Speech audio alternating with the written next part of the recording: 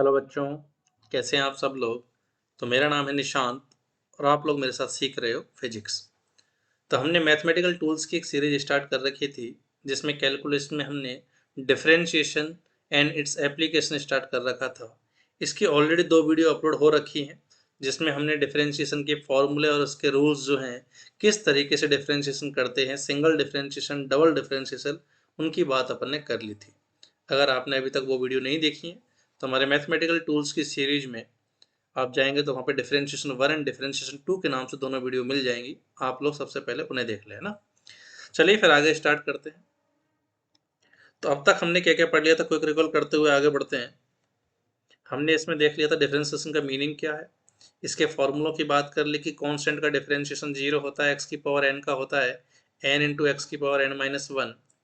Then ये भी देख लिया कि अगर कांस्टेंट हमारे पास मल्टीपल डिवीजन में होता है तो वो पड़ा रहता है, उस पर कोई फर्क नहीं पड़ता।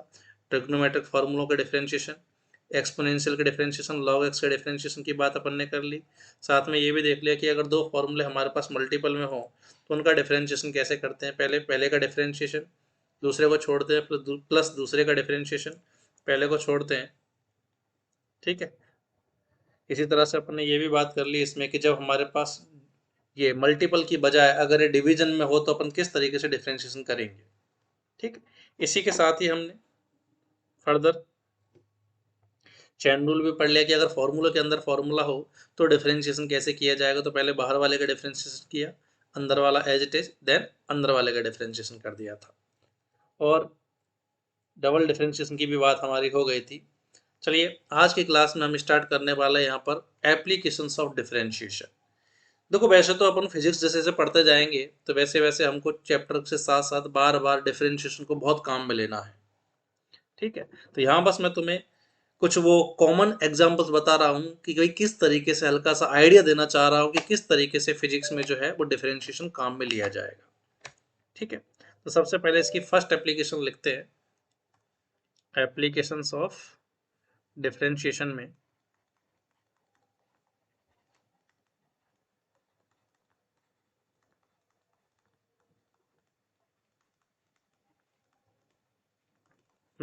फर्स्ट एप्लीकेशन लिखते हैं अपन। जैसा कि अपन ने चैप्टर की स्टार्ट की थी, डिफरेंशिएशन को स्टार्ट किया था, तभी मैंने बताया था कि फिजिक्स में अपन को बार बार बहुत ज़्यादा अमाउंट में रेट्स को कैलकुलेट करना पड़ेगा। तो जहाँ जहाँ रेट्स की बात आएगी वहाँ वहाँ अपन डिफरेंशिएशन कर रहे होंगे। तो फर्स्ट एप्लीकेशन है इसकी to find the rates. Rates को फाइंड करने में अपन को क्या करना होगा, डिफरेंशिएशन करना होगा। ठीक है। अब जैसे आपको बोल दिया जाए कि y जो है वो x की इक्वेशन है, आपसे पूछे y में चेंज की रेट बताइए with respect to change in x। तो y की x के रेस्पेक्ट में चेंज की रेट हो जाएगी d y by D x. अगर मैं y की टाइम के साथ रेट देखूं तो this will be d y by D T. तो जिसके रेस्पेक्ट में रेट देखनी होती है उसी के रेस्पेक्ट में डिफरेंशिएशन कर लेते हैं अपन। ठीक है। जैसे इसको एक एग्जाम्पल से समझते हैं हम।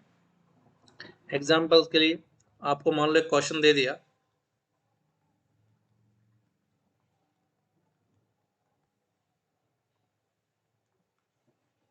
क्वेश्चन है हमारे पास कि if area of a circle, if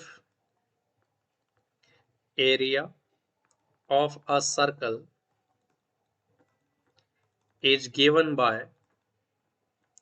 a equal to pi r square, find the rate of change in area with radius। ठीक है। तो समझना जरा क्या बोला। एरिया जो है सर्कल का पाई आर स्क्वायर होता है, हालांकि अपन को एक्सप्रेशन पता भी है कि सर्कल का एरिया पाई आर स्क्वायर होता है। अब बोला है कि अपन को रेट फाइंड करनी है, the rate of change in area. भाई एरिया में चेंज की रेट फाइंड करनी है। अब किसके रेस्पेक्ट में, रेडियस के रेस्पेक्ट में। तो this will be d A by d r. Area की रेडियस के रेस्पेक्ट में चेंज की रेट क्या हो जाएगी, d A by d r. तो बस मुझे इस पूरे के पूरे फंक्शन में ए का डिफरेंशिएशन करना है विद रेस्पेक्ट टू आर। तो इजीली अपन कर सकते हैं। कैसे, एरिया कितना है हमारे पास, ए इक्वल टू है पाई आर स्क्वायर।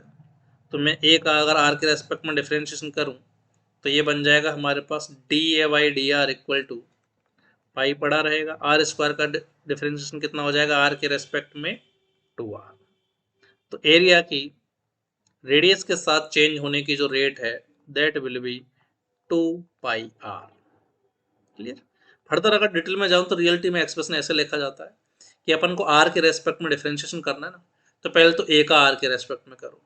तो ए की पावर 1 का आर के रेस्पेक्ट में क्या लिखोगे, 1 ए की पावर 1 माइनस 1 DA/DR। तो ये तो हो गया ए का आर के रेस्पेक्ट में। अब RHS का करते तो पाई पड़ा रहेगा, आर स्क्वायर का आर के रेस्पेक्ट में करते हैं तो आर स्क्वायर का तो हो गया 2r, और आर के रेस्पेक्ट में करना है तो DR/DR, आर का आर के रेस्पेक्ट में। तो dr से dr खत्म, a की पावर 0 हो जाएगा 1, तो DA/DR हमारे पास केवल कितना बच गया 2πr हो गया। क्लियर। रियलिटी एक्सप्रेशन तो ये है, पर dr से dr यह कैंसिल हो रहा था क्योंकि मैंने r का r के रेस्पेक्ट में किया, तो इसलिए मैंने यहाँ उसको लिखा नहीं। ठीक। अगर इसी एग्जाम्पल में अगर आपसे पूछता, मान लो इसी क्वेश्चन में अगर आपसे पूछता कि r की बजाय आपको रेट बतानी है टाइम के रेस्पेक्ट में, आर की बजाय टाइम के रेस्पेक्ट में अगर रेट पूछता तो कैसे क्वेश्चन करते कि इन प्रीवियस क्वेश्चन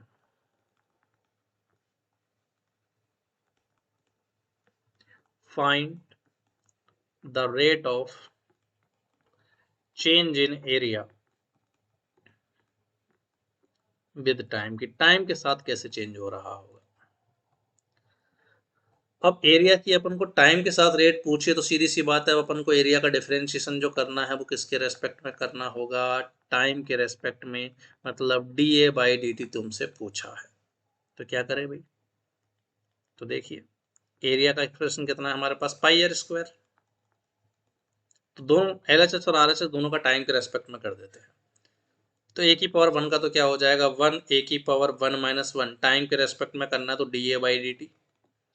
RHS का करते पाई पड़ा रहेगा आर स्क्वायर का, अब टाइम के रेस्पेक्ट में करना है तो आर स्क्वायर का तो हो जाएगा 2r की पावर 2 माइनस 1 DR/DT। ध्यान देना पिछली बार अपन ने आर के रेस्पेक्ट में किया तो इसलिए DR/DR हो गया था कैंसिल। अब टाइम के रेस्पेक्ट में करना तो ये बन जाएगा DR/DT।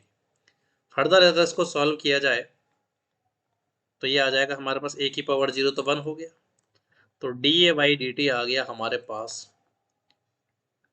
2πr DR/DT। देखो पिछले बार में जब अपन ने आर के रेस्पेक्ट में फाइंड किया तो केवल 2πr आया था, लेकिन टाइम के रेस्पेक्ट में DR/DT टर्म और आ गई, रेडियस के टाइम के साथ चेंज होने की रेट भी इसमें इंक्लूड हो गई। क्लियर। तो किस वेरिएबल के रेस्पेक्ट में रेट देखनी है ये भी ध्यान में रखना जरूरी है भाई कि किसके रेस्पेक्ट में बदलाव देखा जा रहा है। ठीक है, तो उम्मीद है आपको समझ में आ गया होगा। तो एक एग्जांपल दे रहा हूं मैं, जरा इसको ट्राई करना। आपको बोला है the volume of a sphere is V equal to 4/3πr³। Then find the rate of change in volume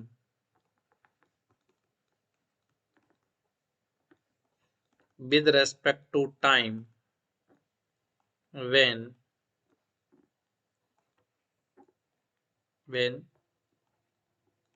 the rate of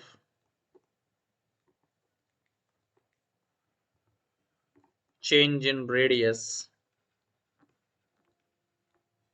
with respect to time is k।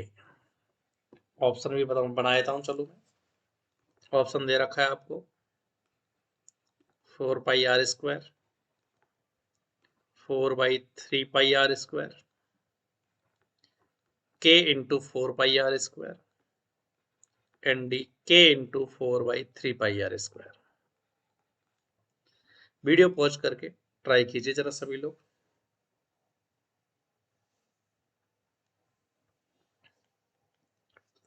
हाँ भाई आंसर मैच करना जरा, और जिसका आंसर करेक्ट हो video में comment करके बताइए जरा किस किस का सही है ना। तो देखो मैच करते हैं। क्या बोला, volume of A sphere is this. ठीक है भाई, वॉल्यूम हमें पता है कितना दे रखा है स्फीयर का 4/3πr। और बोला है find the rate of change in volume with respect to time, volume की टाइम के रेस्पेक्ट में चेंज होने की रेट पूछी है, d we by D t पूछा है हमसे।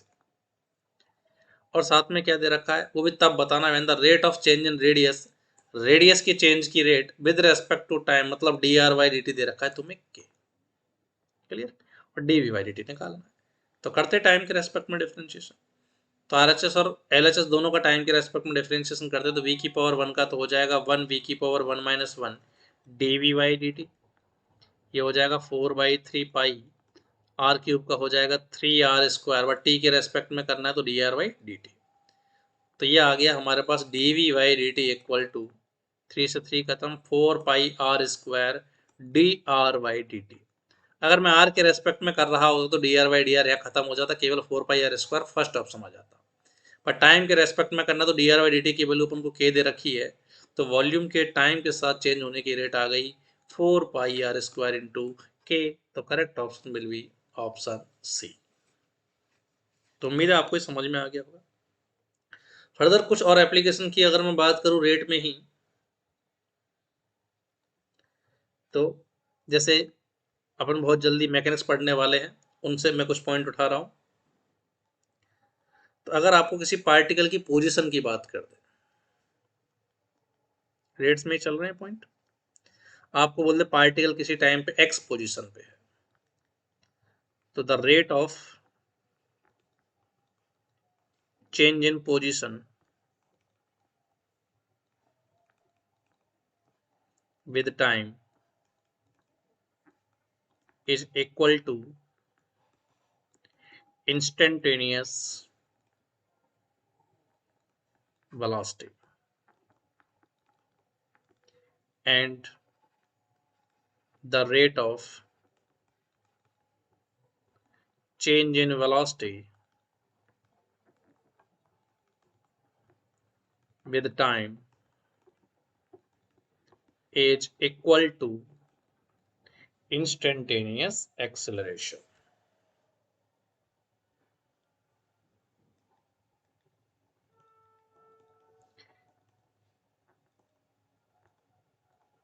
इंस्टेंटेनियस एक्सेलरेशन, इंस्टेंटेनियस एक्सेलरेशन का मतलब है किसी टाइम पे एक्सेलरेशन है ना।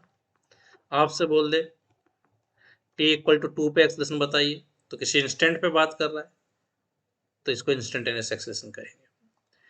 और जरा मतलब समझते हैं, अगर आपसे बोल दे कि पार्टिकल किसी टाइम पे मान लो एक्स पोजीशन पे, तो पोजीशन का टाइम के रेस्पेक्ट में डिफरेंशिएशन इज वेलोसिटी। और फर्दर क्या बोला है कि वेलोसिटी का टाइम के रेस्पेक्ट में डिफरेंशिएशन क्या देता है, एक्सीलरेशन। ठीक है, अभी मैं केवल बस इनकी एप्लीकेशन से तुम्हें बस हल्का सा ये बताना चाह रहा हूँ कि फिजिक्स में इसको काम में कैसे लेंगे। जरूरत से ज्यादा डिटेल में बात इनकी अपन मैकेनिक्स में कर रहे हो। मतलब अगर आपको पोजीशन दे दी, तो पोजीशन का टाइम के रेस्पेक्ट में डिफरेंशिएशन कर दोगे तो मिल जाएगी वेलोसिटी, फिर वेलोसिटी का एक बार और टाइम के रेस्पेक्ट में डिफरेंशिएशन कर दोगे तो मिल जाएगा एक्सीलरेशन। तो इसको एक एग्जांपल से समझते हैं। एग्जांपल के लिए आपको कह दिया कि पोजीशन ऑफ अ पार्टिकल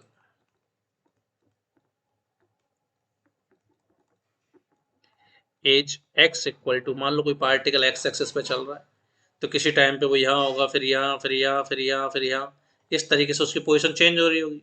तो पोजीशन का टाइम के साथ इक्वेशन दे रखा है x equal to t cube plus three t square plus one metre, ये बोल रखी है पोजीशन। अब आपसे पूछा क्या है, आपसे पूछा है फाइंड, फर्स्ट पार्ट किसी भी टाइम पे वेलोसिटी बतानी है, वेलोसिटी की इक्वेशन बतानी है किसी भी टाइम टी पर। सेकंड पार्ट वेलोसिटी बतानी है टी इक्वल टू 2 सेकंड पे। थर्ड पार्ट इनिशियल वेलोसिटी बतानी है, इनिशियल वेलोसिटी का मतलब होता है velocity at t equal to 0 second. एक मैं बताया था, अगला फिर आप लोगों को करना है। फोर्थ एक्सीलरेशन पूछा है किसी भी टाइम टी पर, एंड फिफ्थ एक्सीलरेशन पूछा है टी इक्वल टू 2 सेकंड पे। हर एक की बात करता हूं। तो सबसे पहले आपको पोजीशन दे रखा है, और फिजिक्स क्या कहती है हमारे पास कि पोजीशन का टाइम के रेस्पेक्ट में डिफरेंशिएशन होता है वेलोसिटी। मतलब इसका अगर मैं एक बार डिफरेंशिएशन कर दूं, तो वो आ जाएगी मेरे पास वेलोसिटी। तो टाइम के रेस्पेक्ट में डिफरेंशिएशन करेंगे तो टी क्यूब का तो कितना हो जाएगा 3t² प्लस 3t² का हो जाएगा 2t एंड 1 का हो जाएगा 0।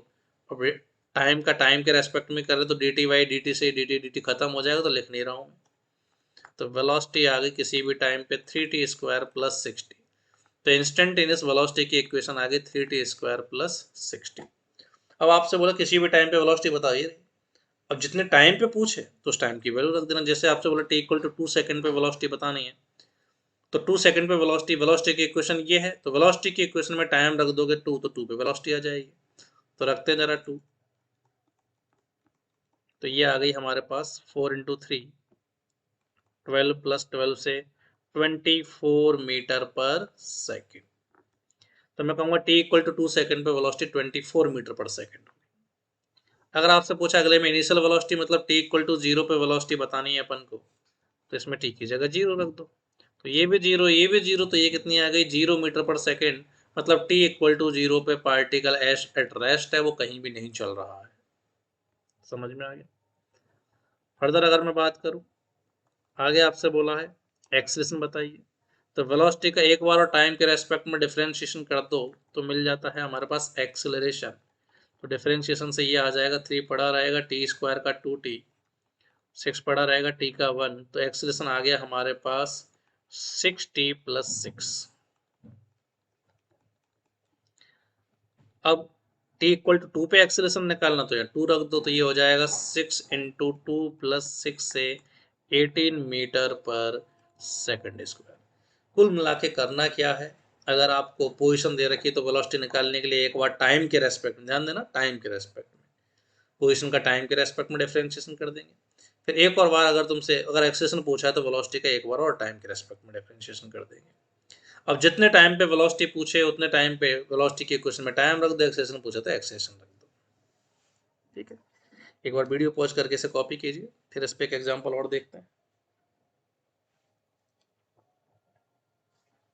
हाँ भाई, तो एक क्वेश्चन और देखते हैं इस पे। आपसे कह दिया the position of a particle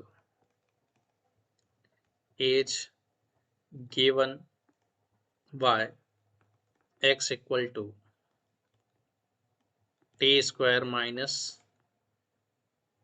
- 2t plus, बस इतना ही है, केवल इतना मीटर।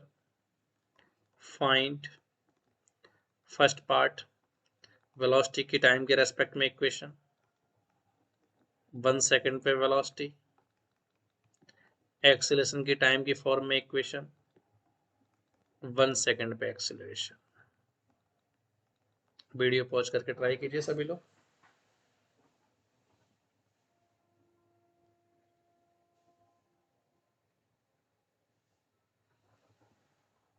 हाँ भाई, चलिए फिर आंसर मैच करते हैं। तो देखो अपन को पता है पोजीशन का टाइम के रेस्पेक्ट में डिफरेंशिएशन, एक बार डिफरेंशिएशन कर देंगे इसका तो मिल जाएगी हमको वेलोसिटी। तो ये आ जाएगी t² का 2t माइनस 2 पड़ा रहेगा t का 1। तो वेलोसिटी आ गई किसी भी टाइम पे 2t - 2 मीटर पर सेकेंड। अब आपसे बोला है कि 1 सेकंड पे वेलोसिटी बताना, तो मैं किस में रख दूं, 1 v में या x में? अरे भाई वेलोसिटी पूछिए तो v की टाइम की वैल्यू v में ही रखूंगा, वेलोसिटी में रखूंगा। तो 1 सेकंड पे वेलोसिटी हो जाएगी हमारे पास 0, मतलब 1 सेकंड पे पार्टिकल रुक गया। आपसे रिवर्स भी पूछ सकता था, वो टाइम बताओ जब पार्टिकल रुक जाए। तो वो टाइम बताओ जब पार्टिकल रुक जाए, मतलब वेलोसिटी को 0 कर देंगे, t की वैल्यू 1 सेकंड आ जाती है यहाँ से। आगे पूछा एक्सीलरेशन बताना, तो आप इसका वेलोसिटी का एक बार और डिफरेंशिएशन कर दो टाइम के रेस्पेक्ट में। तो एक्सीलरेशन आ गया 2 मीटर पर सेकंड²। अब एक्सेलेरेशन की ध्यान से अगर मैं देखूँ तो ये टाइम पे डिपेंड ही नहीं कर रहा, मतलब ये यूनिफॉर्म होगा, हमेशा कांस्टेंट रहेगा। तो मैं 1 सेकंड पे बोलूँ, 0 पे बोलूँ, 2 पे बोलूँ, टाइम पे डिपेंड ही नहीं कर रहा, हमेशा क्या रहेगा, कांस्टेंट 2 मीटर पर सेकंड²। तो सिंपल ही क्वेश्चन है, उम्मीद है सबका सही होगा। अब कई बार क्या है, आपको जैसे यहाँ पर 1 सेकंड पे वेलोसिटी पूछा या 1 सेकंड पे एक्सेलेरेशन पूछा, कई बार टाइम को वो घुमा फिरा के दे देगा, बोलेगा एक्सेलेरेशन तब बताओ जब वेलोसिटी 0 हो। एक्सीलरेशन तब बताओ जब वेलोसिटी जीरो हो। तो पहले तो मेरे को वेलोसिटी जीरो होने का टाइम निकालना पड़ेगा, फिर उस टाइम पे एक्सीलरेशन निकालना पड़ेगा। जैसे एग्जांपल कराई देते थे, आपसे कह दिया कि position of a particle given कर रखी है x equal to 4t minus t square metre, और आपसे पूछा है फाइंड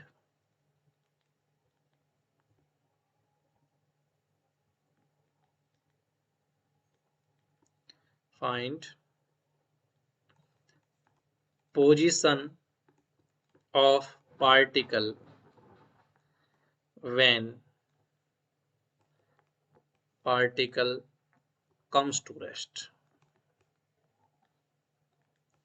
आपसे पोजीशन पूछिए, और वो भी कब पूछिए, जब पार्टिकल किस पे आ जाए, रेस्ट पे आ जाए। ट्राई कीजिए जरा वीडियो पॉज करके। हाँ भाई, मैच करना जरा सॉल्यूशन देखो। सबसे पहले तो आपसे क्या पूछा है, पोजीशन। तो पोजीशन तो दे ही रखी है अपन को, फिर क्या पूछेगा। तो अपन से पोजीशन पूछिए, वो भी तब, पोजीशन तब पूछी है जब वेलोसिटी जीरो हो जाए। वेलोसिटी कब जीरो नहीं पता, तो पहले तो वेलोसिटी निकालते। वेलोसिटी कितनी हो जाएगी, velocity is d x by d T. तो ये आ गई 4 माइनस 2t।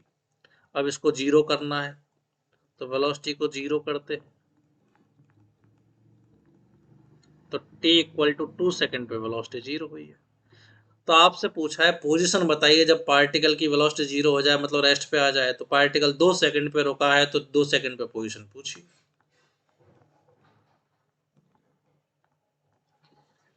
तो आपसे क्या पूछा था, पोजीशन बताओ जब पार्टिकल रेस्ट पे आ जाए। तो पहले तो अपने रेस्ट पे आने का टाइम निकाला 2 सेकेंड। पहले तो हमने रेस्ट पे आने का टाइम निकाला 2 सेकेंड। अब इस टाइम पे पोजीशन निकाल दी। क्लियर है। तो अगर मैं इसी को एक्स एक्सिस पे अगर मैं बनाऊं, मोशन के हिसाब से अगर मैं बनाऊं, ग्राफ में अगर शो करूं, तो पार्टिकल देखो एक्स एक्सिस पे चल रहा है। जब पार्टिकल रुका है, तो उसका टाइम क्या है, 2 सेकेंड। तो टी इक्वल टू 2 सेकेंड पे रुका है। टी इक्वल टू 2 सेकेंड पे वेलोसिटी जीरो हुई है, और उस time particle x equal to 4 पे यहाँ पर है। तो पार्टिकल चलते चलते यहाँ रुका है एक्स इक्वल टू 4। तो उम्मीद है आपको बेसिक चीज समझ में आ गई कि किस तरीके से पोजीशन का डिफरेंशिएशन वेलोसिटी एंड वेलोसिटी का डिफरेंशिएशन एक्सीलरेशन देता है हमें। बाकी इनकी फर्दर थोड़ा सा और डिटेल में बात अपन काइनेमेटिक्स पढ़ते टाइम करेंगे। यहाँ बस मैं तुम्हें इतना बताना चाह रहा था कि किस तरीके से डिफरेंशिएशन को अपन फिजिक्स में काम में लेंगे। अब जरूर नहीं हमेशा टी की पावर एन टाइप का ही फॉर्मूला आपको मिले। ठीक है, डिफरेंशिएशन के अपन ने इतने सारे फॉर्मेट पढ़े हुए हैं, ट्रिग्नोमेट्रिक, लॉगरिदमिक, कितने सारे फॉर्मेट पढ़े हुए हैं। कहीं से कोई सी भी फॉर्मेट पे क्वेश्चन बन सकता है। जैसे एग्जांपल के लिए अगर मैं आपसे कह दूं कि पोजीशन है पार्टिकल की x equal to sine pi t, बताइए वेलोसिटी की किसी भी टाइम पे इक्वेशन क्या होगी और एक्सेलरेशन की किसी भी टाइम पे इक्वेशन क्या होगी। ट्राई कीजिए जरा वीडियो पॉज करके।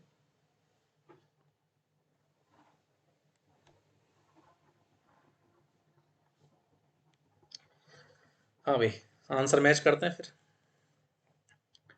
तो पोजीशन दे रखी है, वेलोसिटी और एक्सेलरेशन निकालने हैं। तो क्या करें, डिफरेंशिएशन कर दे।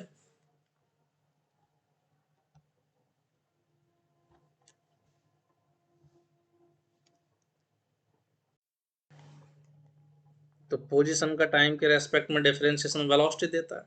फिर वेलोसिटी का एक बार और डिफरेंशिएशन कर दें टाइम के रेस्पेक्ट में, तो क्या मिलता है, एक्सेलरेशन। तो पहले तो वेलोसिटी निकालने के लिए पोजीशन का टाइम के रेस्पेक्ट में डिफरेंशिएशन करते हैं, फिर एक्सेलरेशन के लिए वेलोसिटी का डिफरेंशिएशन कर देंगे।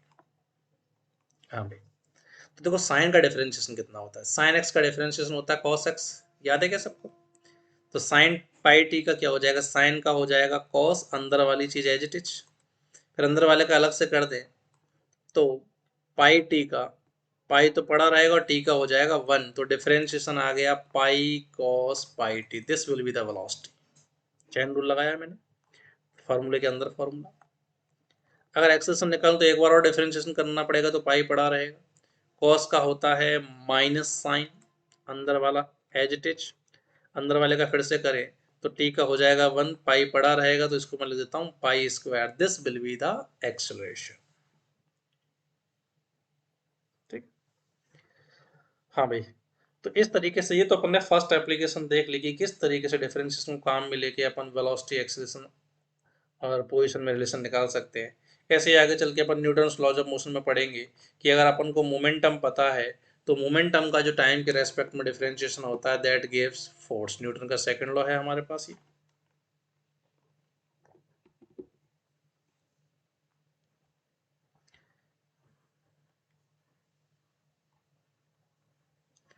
क्या है कि मोमेंटम अगर दे रखा है हमें,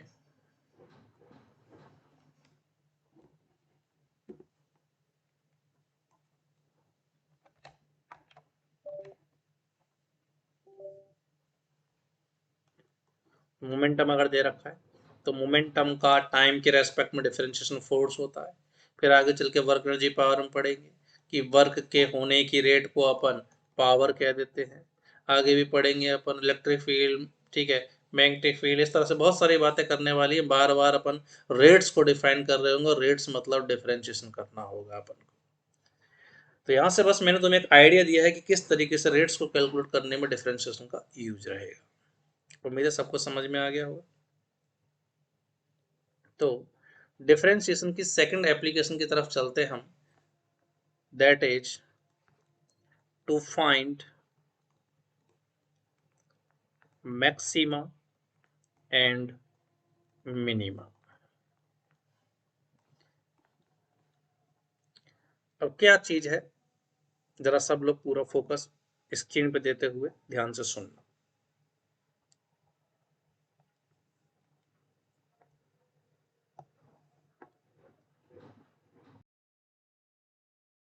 जैसे आपको ग्राफ दे दिया कुछ इस तरीके का, ये फर्स्ट ग्राफ, सेकंड ग्राफ आपको गिवन है इस तरीके का, थर्ड ग्राफ है constant, then dip, then rise, then again constant. ठीक है, अगर इन तीनों में कंपैरिजन करो तो फर्स्ट ग्राफ में क्या सिनेरियो हो रहा है कि नीचे जाने पर तो कितना ही नीचे जाते जाओ ये इन्फिनिटी तक जाता जाएगा, बट ऊपर जाने पे बढ़ते बढ़ते बढ़ते बढ़ते यहाँ जाके अपन को ये ग्राफ मिला, इससे ज़्यादा वैल्यू नहीं मिल रही। मतलब ये जो वैल्यू है इस ग्राफ की मैक्सिमम वैल्यू है। इस ये वैल्यू क्या होगी इस ग्राफ की मैक्सिमम वैल्यू। सिमिलरली इसमें देखो तो ऊपर जाने पे तो कितना ही जाते जाओ, पर नीचे जाने पे कम से कम इतना मिलेगा, इससे कम नहीं मिलेगा। तो this value will be the minimum value of the graph. तो फर्स्ट ग्राफ में तो अपन को एक मैक्सिमम मिला और सेकंड ग्राफ में क्या मिला, एक मिनिमम। थर्ड ग्राफ में देखो तो कांस्टेंट घटते घटते घटते ये हो गई हमारे पास एक मिनिमम वैल्यू और ये हो जाएगी मैक्सिमम वैल्यू। तो थर्ड ग्राफ में हमको एक तो मैक्सिमम मिलेगा और एक क्या मिल जाएगा, मिनिमम मिल जाएगा। सिमिलरली अगर फोर्थ ग्राफ अपन ले लें, मान लो कि स्ट्रेट लाइन, तो इसमें ऊपर जाते जाओ कितनी भी हाइट तक, कोई भी फाइनाइट वैल्यू नहीं मिलेगी। ठीक है, कोई भी फिक्स मैक्सिमम फाइनाइट नहीं मिलेगा, इन्फिनिटी तक जा सकते। इधर भी घटते घटते माइनस इन्फिनिटी तक जा सकते, तो कोई भी फाइनाइट मिनिमम वैल्यू नहीं है और इसमें कोई भी फाइनाइट मैक्सिमम वैल्यू नहीं। तो इसमें ना तो मैक्सिमा होगा कुछ, क्योंकि इन्फिनिटी तक जाते जाओ बढ़ते बढ़ते कोई फिक्स मैक्सिमम वैल्यू मिल ही नहीं रही, क्योंकि मैक्सिमम का कोई एंड ही नहीं आ रहा। और ना ही इसमें कुछ मिनिमा है। और फर्स्ट ग्राफ में मैक्सिमम मिला, सेकंड में मिनिमम, थर्ड में दोनों मिल गए। तो ऐसी डिफरेंट डिफरेंट इक्वेशन के लिए कभी तो किसी इक्वेशन की मैक्सिमम वैल्यू पॉसिबल होगी, कभी किसी की मिनिमम वैल्यू पॉसिबल होगी, कभी दोनों होंगी। तो हमें कैसे पता लगेगा कि किस ग्राफ की मैक्सिमम आएगी, किस ग्राफ की मिनिमम आएगी। जैसे एग्जांपल के लिए अगर आपको साइन थीटा का ग्राफ याद हो तो कुछ इस तरीके का साइन थीटा का ग्राफ आता है हमारे पास, और ये मैक्सिमम +1 से लेकर मिनिमम -1 के बीच में लगातार ऑसिलेशन कर रहा होता है। तो साइन थीटा की वैल्यू मैक्सिमम 1, मिनिमम -1, इस रेंज में घूमती रहती है हमारे पास। तो हमको कैसे पता लगेगा कि किस चीज़ की मैक्सिमम या मिनिमम वैल्यू कितनी हो। चलिए समझते हैं जरा प्रॉब्लम सॉल्विंग स्टेप्स कि किसी भी इक्वेशन की किस तरीके से मैक्सिमम या मिनिमम वैल्यू फाइंड की जाए। जैसे एग्जांपल के लिए आपको बोल दिया y equal to x square minus 2x plus 1 के लिए चेक करना है। हालांकि अपन ऑलरेडी ग्राफ्स पढ़ चुके हैं, तो मैं इसके ग्राफ को ड्रॉ करके ऑलरेडी बता सकता हूँ कि ये y proportional x square type का पैराबोला आएगा। y की मैक्सिमम पावर 1 है, x की मैक्सिमम पावर 2 है। तो ये ऊपर की तरफ ओपन होने वाला पैराबोला आ जाएगा, तो इसकी मिनिमम वैल्यू मिलेगी अपन को। ठीक है, अभी तो अपन ने ग्राफ से चेक कर लिया। अगर मैं इसको मैथमेटिकली चेक करना चाहूँ तो कैसे चेक करेंगे, जरा वो समझ। तो प्रॉब्लम सॉल्विंग स्टेप में फर्स्ट स्टेप क्या है? तो देखो यहाँ y x की फॉर्म में है, हमारे पास x के साथ वेरी कर रहा है, तो मैं dy by D x term से बात करूंगा। y t की फॉर्म में होता तो dy बाई डी टी की फॉर्म में बात कर लेंगे। तो फर्स्ट स्टेप है हमारे पास find dy by D X. सबसे पहले तो आप सिंगल डिफरेंशिएशन फाइंड करो, then find x at which this single differentiation is zero। सबसे पहले तो आप सिंगल डिफरेंशिएशन फाइंड करो, फिर सिंगल डिफरेंशिएशन को जीरो के इक्वल रख के x की वैल्यू निकालो। जैसे एग्जांपल के लिए अगर फर्स्ट स्टेप फॉलो करूं तो सबसे पहले सिंगल डिफरेंशिएशन, ये आ गया हमारे पास 2x माइनस 2। देन सेकंड बोल रहा है कि सिंगल डिफरेंशिएशन को जीरो के बराबर रखना है। यहाँ से x की वैल्यू आ गई 1। ये x फाइंड कर लिया अपन। अब जब इस x की वैल्यू 1 इस इक्वेशन में रखूंगा तो या तो y की मैक्सिमम वैल्यू आएगी या y की मिनिमम वैल्यू आएगी। अब ये मैक्सिमम आएगी या मिनिमम आएगी ये नहीं पता। हाँ, बट इतना पता है कि x की वैल्यू 1 रखने पे आएगी। अगर मैं x की वैल्यू 1 रखूंगा तो देखो कितनी आ रही है।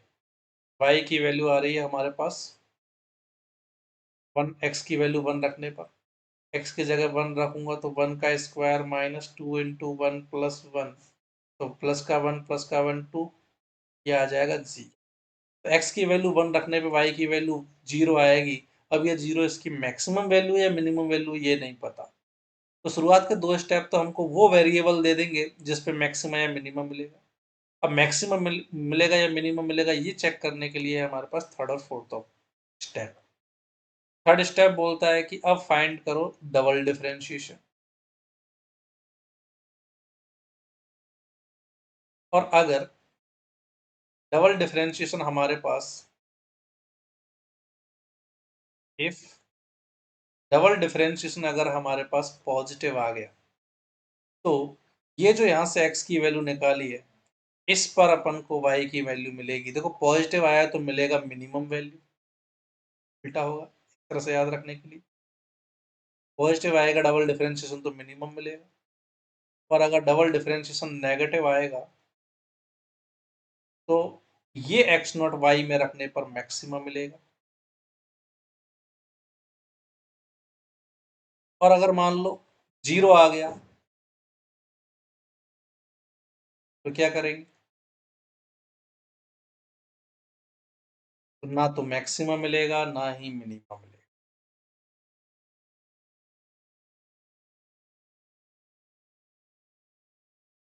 और क्या पॉसिबिलिटी हो सकती है कि सर ना पॉजिटिव नेगेटिव जीरो आया ही नहीं, एक्स की ही इक्वेशन आ गई, तो क्या करें? तो क्या करेंगे? अगर d two y by D x square x की फॉर्म में आ जाए तो यहाँ एक्स नॉट रख के फिर चेक करेंगे कि पॉजिटिव आया या नेगेटिव आया। सुनो जरा ध्यान से क्या कहा है मैंने। फर्स्ट स्टेप है सिंगल डिफरेंशिएशन करो, सेकंड है जीरो के बराबर रख के एक्स निकाल, इस पे मैक्सिमम मिनिमम मिलेगा। अब क्या मिलेगा उसको चेक करने के लिए डबल करो, डबल का पॉजिटिव नेगेटिव डिसाइड कर देगा क्या मिलेगा। पॉजिटिव होगा तो मिनिमा, नेगेटिव होगा तो मैक्सिमा, जीरो होगा तो कुछ नहीं मिलेगा। एक्स की फॉर्म में आ जाए तो एक्स नॉट की वैल्यू रख के चेक करना पड़ेगा। जैसे इस एग्जाम्पल को समझ, हमने फर्स्ट स्टेप क्या था, सिंगल डिफरेंशिएशन करना, कर दिया। सेकंड था जीरो के बराबर रखना, रख के एक्स की वैल्यू आ गई। अब मैक्सिमम मिलेगा या मिनिमम ये चेक करने के लिए अपन थर्ड स्टेप करते हैं। तो डबल डिफरेंशिएशन फाइंड किया अपन ने, तो ये क्या आ गया, 2 आ गया। अब साफ साफ दिखाई दे रहा है ये डबल डिफरेंशिएशन जो है हमारे पास ये आया है पॉजिटिव। मतलब इस x को जब मैं x की वैल्यू 1 इस इक्वेशन में रखूंगा तो पॉजिटिव पॉजिटिव आया है हमारे पास डबल डिफरेंशिएशन, तो 1 रखने पे अपन को मिलेगा मिनिमम, पॉजिटिव आने पे क्या होता है मिनिमम। तो मैं कहूँगा इस इक्वेशन की मिनिमम से मिनिमम वैल्यू 0 होगी। हालांकि मैंने ऑलरेडी बता रखा था कि ये ग्राफ ऐसा आएगा जिसकी मिनिमम मिलेगा, और मिनिमम कितना आ जाएगा हमारे पास, 1 रखने पे 0 आ जाएगा। तो एक बार वीडियो पॉज करके इसे कॉपी करो, फिर अपन इस पे एक एग्जांपल और देखते हैं। ऐसे कॉपी करना स्टार्ट कीजिए इसे।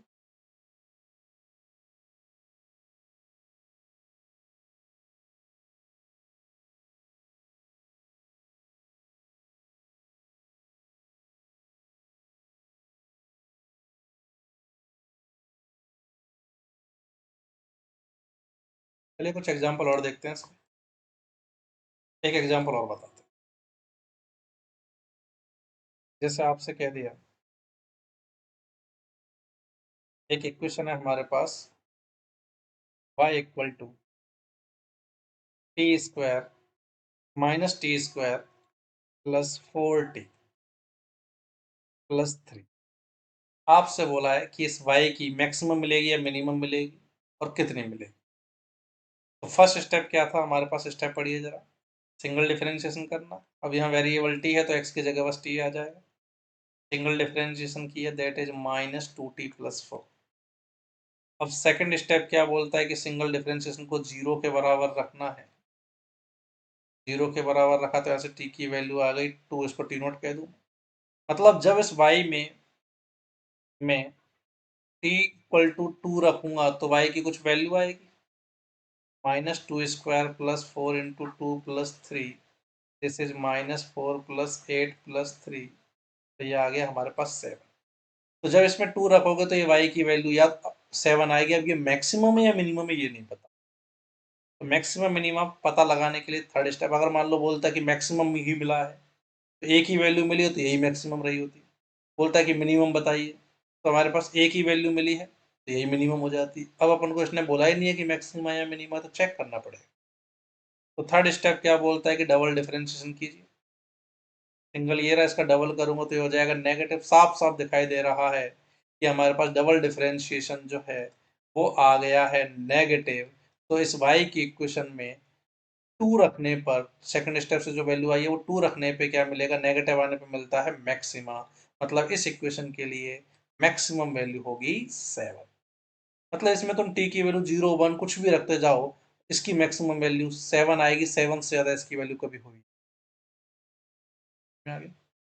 हालांकि मैं इसको डायरेक्टली भी चेक कर सकता था कि ये y प्रोपोर्शनल -t² का पैराबोला है, तो ये -y की तरफ अपन होगा तो इसमें तो मैक्सिमम वैल्यू मिल। उम्मीद है आपको समझ में आ गया होगा किस तरीके से मैक्सिमम मिनिमम निकाला जाता है।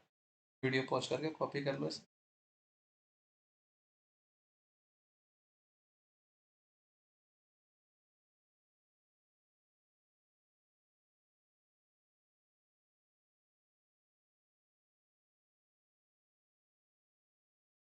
तो एक एग्जांपल आप लोग ट्राई कीजिए। जैसे आपको कह दिया, किसी पार्टिकल की जो हाइट है, क्वेश्चन लिखिए, आपसे बोल दिया the velocity of a particle is given by v equal to t² - 60 + 2 metre पर सेकेंड। हालांकि अब तुम इसे सीधे सीधे ग्राफ को देख के बोल सकते हो v प्रोपोर्शनल t² है, तो अगर मैं वी टी ग्राफ बनाऊं तो v की तरफ ओपन होने वाला पैराबोला आएगा। मतलब इसमें v की एक मिनिमम वैल्यू मिलेगी। तो बोला the velocity of a particle is by this, find. First part पूछा, at what time it's velocity, at what time it's velocity is minimum, and also find that value, the minimum value. हालांकि question ने आधा काम तो तुम्हें करके दे दिया, third और फोर्थ स्टेप करने की जरूरत नहीं है। इसने सीधा ही कह दिया कि मिनिमम मिल रहा है, पर फिर भी क्रॉस वेरीफाई करना जरूर। Also find the minimum value. थोड़ा वीडियो पॉज करके क्वेश्चन ट्राई करो सब लोग। हाँ भाई, सॉल्यूशन मैच करना देखो। आपको वेलोसिटी दे रखी है v equal to t square minus 60 + 2। हालांकि क्वेश्चन अपन को बोल रखा है कि मिनिमम मिलेगा, फिर भी अपन चलो चेक करते हैं एक बार। फर्स्ट स्टेप क्या बोलता है, सिंगल डिफरेंशिएशन फाइंड करो, that is 2t - 6। Second step बोलता है कि इसको 0 के इक्वल रखो, तो यहाँ से t की वैल्यू आ गई 3 सेकेंड, मतलब 3 सेकेंड पे अपन को मिनिमम मिलेगा। चलो एक बार फिर भी वेरीफाई करने के लिए चेक कर देता हूँ मैं।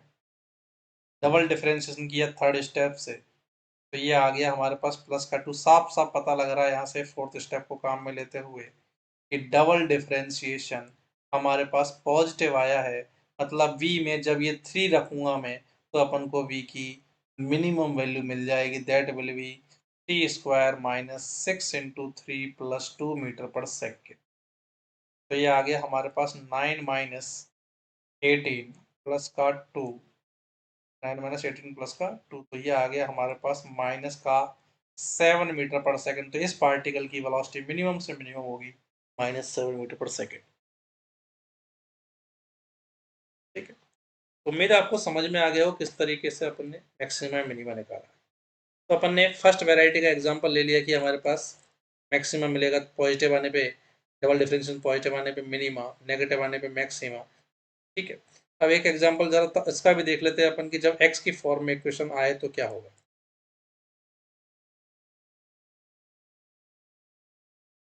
जैसे एग्जांपल के लिए आपको कह दिया y इक्वल टू है हमारे पास x³ बाई 3 माइनस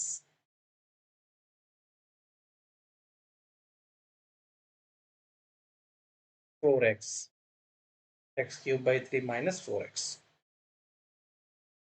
और आपसे पूछा है इसकी मैक्सिमम मिलेगी या मिनिमम मिलेगी या दोनों मिलेंगी, और मिलेगी तो कितनी मिलेगी। वीडियो पॉज करके ट्राई कीजिए जरा, सेम स्टेप फॉलो करने।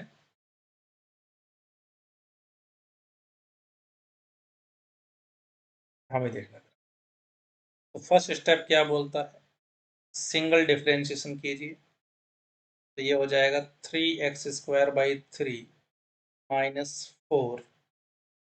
ठीक है, इससे ये खत्म। तो यहाँ से सेकंड स्टेप क्या बोलता है, इसको 0 के बराबर रखना है। x² - 4 आया है, इसको 0 के बराबर रखते हैं, तो x² = 4, तो x की वैल्यू आ गई +-2। देखो दो वैल्यू आई है इसकी, मतलब एक बार इसमें +2 रखोगे तो कोई वैल्यू मिलेगी, और माइनस रखोगे तो कोई वैल्यू मिलेगी। अपन को नहीं पता किस पे मैक्सिमम किस पे मिनिमम मिलेगी, तो उसको चेक करने के लिए डबल डिफरेंशिएशन करते हैं अपन। तो डबल डिफरेंशिएशन कितना आ गया, 2x। अब ये डबल डिफरेंशिएशन ना तो पॉजिटिव है या नेगेटिव, तो क्या करें, चेक करना पड़ेगा। तो क्या करता हूँ, पहले इस डबल डिफरेंशिएशन में मैं यहाँ से जो x की वैल्यू आई है वो पॉजिटिव रख देता हूँ मैं, x0 = +2 और x0 = -2 के लिए अलग अलग बात कर लेते हैं। तो जब +2 रखेंगे तो ये बन जाएगा 4, और जब -2 रखेंगे तो ये आ जाएगा -4। तो मैं साफ साफ कह सकता हूँ 2 पर इसकी वैल्यू, डबल डिफरेंशिएशन की वैल्यू पॉजिटिव आ रही है, मतलब 2 पर मिलेगा मिनिमम। पॉजिटिव है तो क्या मिलेगा, मिनिमम। तो जब आप इस इक्वेशन में 2 रखोगे तो y की मिनिमम वैल्यू आएगी। यहाँ पे डबल डिफरेंशिएशन नेगेटिव आ रहा है, मतलब पक्का यहाँ मैक्सिमम मिलेगा। तो y की वैल्यू -x, y की इक्वेशन में x की वैल्यू -2 रखने पे मैक्सिमम आएगी। हम निकालते जरा। तो मिनिमम कितनी आएगी, 2³ बाई 3 -4 × 2, तो ये आ गई 8/3 -8। ये आ जाएगी 8, 1/3 -1, तो ये वैल्यू आ गई हमारे पास -2/3 × 8 से माइनस का 16/3।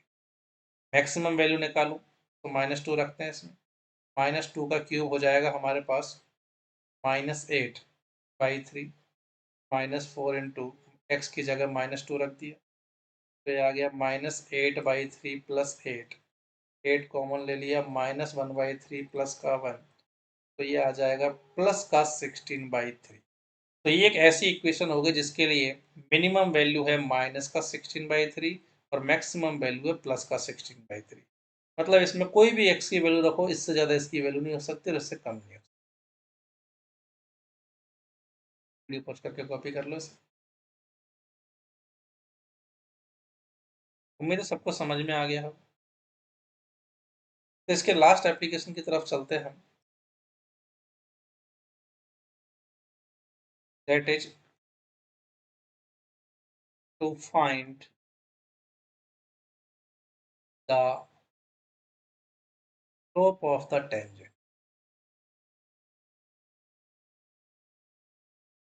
तो किसी स्ट्रेट लाइन का स्लोप कैसे निकालते हैं, ये अपन ने ऑलरेडी ग्राफ में पढ़ लिया है।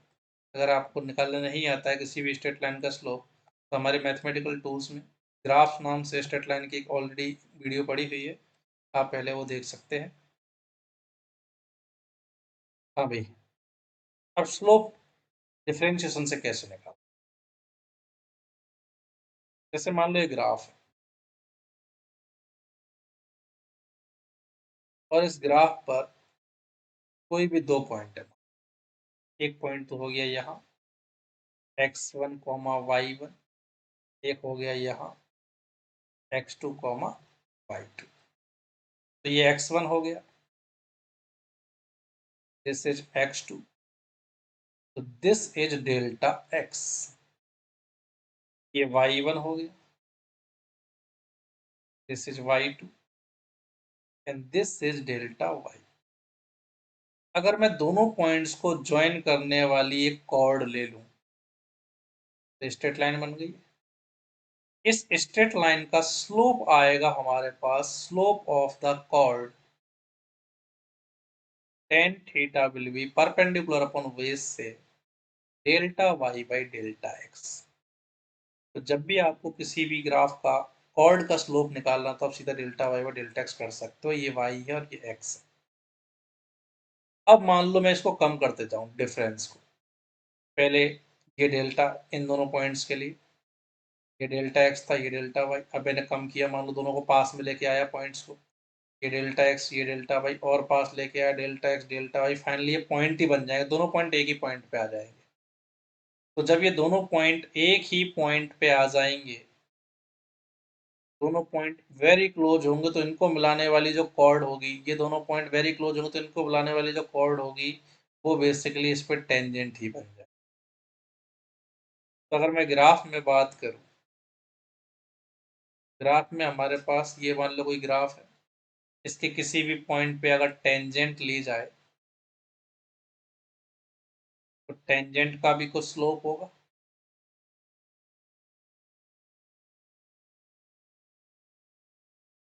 तो टेन थीटा ये जो स्लोप है, अब जब कॉर्ड लिया था तो delta y by delta x लिखा, क्योंकि उनके बीच में डेल्टा वाई और डेल्टा एक्स ज्यादा थे। टेंजेंट के केस में वेरी स्मॉल होगा तो इसको मैं डी वाई और डी एक्स से डिनोट कर दूंगा। तो ये आ गया slope। मतलब आपको किसी भी ग्राफ का अगर स्लोप निकालना, किसी भी वाई एक्स ग्राफ में टेंजेंट का स्लोप निकालना, तो आप सीधा डिफरेंशिएशन कर दो, वो आपको क्या दे देगा, स्लोप दे देगा। अब आपसे कहे कि x equal to x naught पे स्लोप निकालना है, तो आप पहले तो d y by D x निकालो, फिर x की जगह क्या रख दो, एक्स नॉट। कुल मिला के मेरा ये कहना है कि अगर तुम्हें इक्वेशन दे दी जाए sine x square cos x square type का, और फिर रेट निकालनी हो, तो इक्वेशन से रेट निकालने के लिए तो फॉर्मूला लगा के डिफरेंशिएशन कर दो। और ग्राफ से रेट का मतलब होता है ग्राफ का स्लोप। तो ग्राफ से डिफरेंशिएशन करने के लिए या ग्राफ से रेट निकालने के लिए आप टेंजेंट का स्लोप निकालो। इसको एक एग्जांपल से समझते हैं।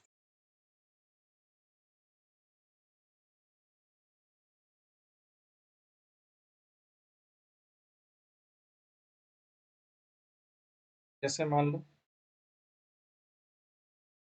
आपको कह दिया कि ये एक पैराबोला है y equal to x square, और अगर x इक्वल टू 3 पर एक टेंजेंट बनाई जाए, x इक्वल टू 3 पर अगर एक टेंजेंट बनाई जाए तो इसका कुछ ना कुछ स्लोप आएगा। ये स्लोप बता, slope of tangent at x equal, एक एग्जांपल से क्लियर हो जाएगा। अब देखो स्लोप बताना, अपन को पता है टेंजेंट का स्लोप होता है दैट इज, ये वाई एक्स ग्राफ है तो d y by D x हो जाएगा हमारे पास। अगर ये वाई टी होता तो d y by D t हो जाएगा। आपको वाई और एक्स में इक्वेशन दे रखी तो d y by D x कितना हो जाएगा, एक्स स्क्वायर का एक्स के रेस्पेक्ट में डिफरेंस टू एक्स। तो मतलब कह सकता हूँ किसी भी एक्स वाले टेंजेंट का स्लोप हो जाएगा टू एक्स। अब अपन को तो individually x equal to three के लिए पूछा है, तो एक्स इक्वल टू थ्री के लिए स्लोप आ जाएगा हमारे पास, थ्री रख दो तो सिक्स आ जाएगा। तो इस पे एक्स इक्वल टू थ्री पे जो टेंजेंट है उसका स्लोप होगा सिक्स। अगर एक्स इक्वल टू जीरो के लिए पूछता तो जीरो रखते तो ये स्लोप आया था जीरो, हम बना भी सकते हैं कि जीरो पे जब टेंजेंट बनाओगे तो यही टेंजेंट आ जाएगी, स्लोप जीरो आना चाहिए।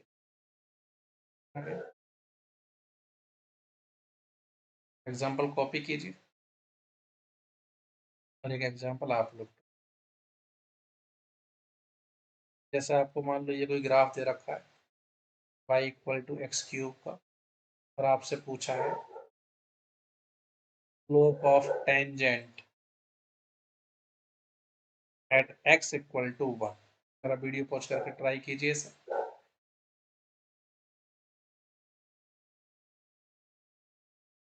हाँ भी जरा आंसर मैच करना अपना। देखो x इक्वल टू वन पे अपन को टेंजेंट बनानी है और उसका स्लोप पूछा है। अपन को पता है स्लोप होता है हमारे पास y और x के लिए, x एक्सिस से स्लोप पूछा तो d y by D x हो जाएगा। अगर y एक्सिस से स्लोप पूछता तो अब मैं y के रेस्पेक्ट में डिफरेंशिएशन करता। फिलहाल x एक्सिस से स्लोप पूछा है तो मैं इसका डिफरेंशिएशन करूंगा तो थ्री एक्स स्क्वायर, किसी भी x के लिए इसका स्लोप हो जाएगा थ्री एक्स स्क्वायर। अपन को x इक्वल टू वन के लिए पूछा है तो x की जगह वन रख दे तो थ्री, तो x इक्वल टू वन पे जो टेंजेंट होगी उसका स्लोप हो जाएगा थ्री। नहीं सिंपल था ये। कुल मिला के क्या कहना है मेरा कि अगर तुम्हें डिफरेंशिएशन करना है तो डिफरेंशिएशन कैसे करेंगे, अगर अपन को इक्वेशन दे रखी है तो उतने सारे फॉर्मूले पढ़ लिए उससे करना है। और अगर ग्राफ से पूछे तो ग्राफ में जो स्लोप होता है टेंजेंट का वही डिफरेंशिएशन होता है। मतलब अगर मैं ग्राफ में अगर डिफरेंशिएशन की मीनिंग की बात करूं तो ग्राफ से डिफरेंशिएशन मतलब स्लोप और इक्वेशन से डिफरेंशिएशन मतलब फॉर्मूले। चलिए, तो ये हमने काफ़ी बात कर ली ऑलरेडी डिफरेंशिएशन के एप्लीकेशंस के बारे में। ठीक है,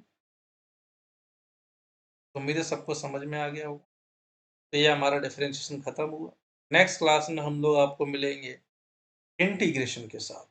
ठीक है, तो सभी लोग अच्छे से पढ़ते रहिए। गुड लक सभी को, मिलते हैं नेक्स्ट क्लास में। Thank you.